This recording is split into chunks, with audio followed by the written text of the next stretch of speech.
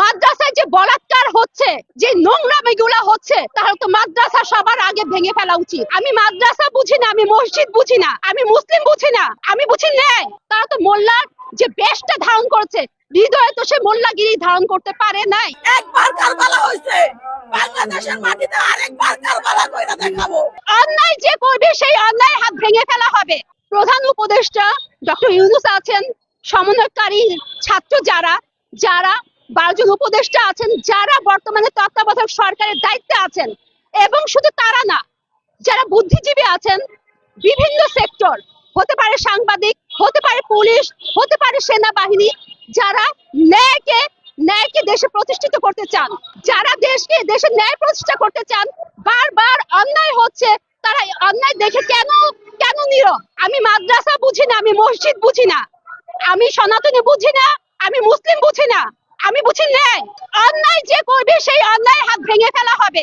আমি কোনো পক্ষপাতিত্বে যাব না। তুমি নিরপেক্ষ হতে পারো, তাহলে তুমি আমার দেশে থাকবা। যদি নিরপেক্ষ হতে না পারো, দেশ ছেড়ে চলে যাও। এটা অলিয়া উলিয়ার দেশ। এখানে সনাতনীরা থাকবে, অলিয়া উলিয়ারা থাকবে, সবাই থাকবে। তোমার পছন্দ না হলে তুমি দেশ ছেড়ে চলে যাও। তোমার মতো বেয়াদবের এই দেশের দরকার নাই। আমরা রাজপথে আছি, আমরা রাজপথে থাকবো। এখানে আমাদের পুলিশ ভাইরা আমাদের সাহায্য করবেন, সেনাবাহিনীরা সাহায্য করবেন, আর আমাদের না, এখানে তারা ন্যায়ের পক্ষে দাঁড়াবেন। দেশবাসী প্রত্যেকজনকে বলতে চাই যে আমরা ন্যায়ের পক্ষে দাঁড়াই। যদি কোনো কোথাও সমস্যাও থাকে, সেখানে একটা আইন আছে, শৃঙ্খলা আছে, সেই আইন শৃঙ্খলায় যাই। আর যে মাদ্রাসা বারবার বলা হচ্ছে, মাদ্রাসায় যে বলাৎকার হচ্ছে, যে নোংরামিগুলা হচ্ছে, তাহলে তো মাদ্রাসা সবার আগে ভেঙে ফেলা উচিত। মোল্লাদের সেই মুখোশগুলা টেনে হিস্ট্রি খুলে তাদেরকে নামানো উচিত। তারা তো মোল্লার উপযুক্ত না। তারা তো মোল্লার যে বেশটা ধারণ করেছে, হৃদয়ে তো সে মোল্লাগিরি ধারণ করতে পারে নাই।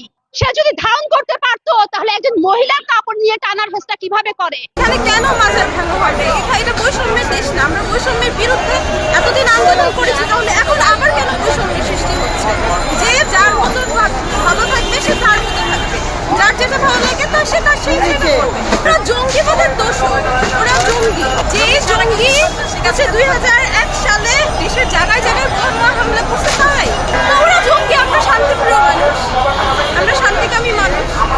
তাদের সাথে তারা আমাদের সাথে বিরোধ করছে, তাদের সাথে আমাদের কোনো বিরোধ নেই। তারা জঙ্গি, জঙ্গিদের কাজে জঙ্গিবাদ করা। এখন একটা ট্যাগ লাইন, যেমন আগে কেউ কিছু বললে তাদেরকে বলে দেওয়া হতো রাজাকার। এখন কি হয়, কেউ যদি বলে যে মাজার বিশ্বাস করি বা মাজার মানি, আউলিয়ার দেশ বাংলাদেশ, আউলিয়ার দেশ, তো মাজার তো মানবে না, মানলে মুসলমান হবে কেমন? আউলিয়া করে তো তাদের ট্যাগ দেওয়া হয় যে মাজার পূজারি। কেন হবে এটা কোনো ট্যাগ?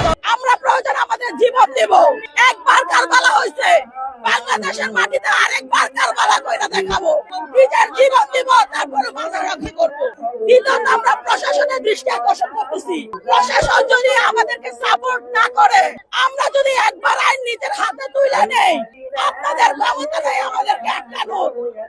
একবার যদি আমরা আইন হাতে তুলে নেই, আপনাদের ক্ষমতা নাই আমাদের আটকানোর। ওয়াজ করার সময় নাই, বক্তব্য দেওয়ার সময় নাই। তবে কিছু রোড ম্যাপ যদি না দেওয়া হয়, তাহলে আমাদের নিশানা, ঠিকানা, আমাদের ভবিষ্যৎ পরিকল্পনা, তাহলে আমরা সামনের দিকে সুন্দরভাবে এগিয়ে যেতে পারবো না। শুরু থেকে, সেই প্রথম শাহ আলী বাবার দরবার থেকে শুরু করে আজ পর্যন্ত 6টি প্রোগ্রামে সশরীরে সবাইকে নিয়ে উপস্থিত হয়েছি। আর আমাদের সাথে কিছু মানুষ ছিল। আজকে আপনারা, আপনাদের সাথে আমরা, এবং আমাদের সাথে আপনারা একাকার হয়ে যে জনসমুদ্র তৈরি হয়েছে, এর জন্য শুকরিয়া জ্ঞাপন করছি মুমিনের দরবারে।